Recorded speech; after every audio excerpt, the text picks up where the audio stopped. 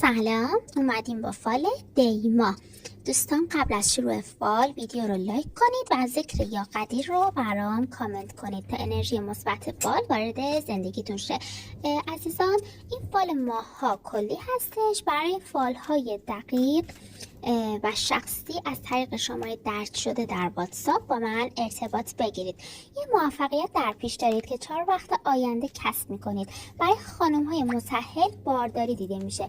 تولد فرزند پسر که میتونه قدم خیلی براتون داشته باشه. پولی به دستتون میرسه که عدد 2 رو داره و براتون خوشحال کننده است. یک دوره همی یا یک مجلسی شرکت میکنید. اگر در مسیر کار دادگاهی قرار دارید با کمی رفت آمد پیروزی خواهید داشت. نیت و آرزویی دارید که حتما بهش میرسید.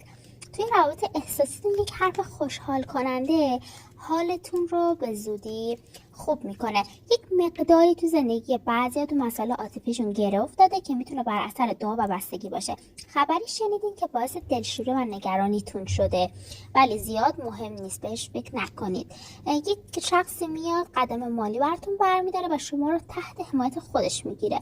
یک حرفه هست که اون رو نادیده میگیرید. اگر از این حرفه استفاده کنید میتونید از طریقش به یک کسب درآمد فوق‌العاده‌ای برسید.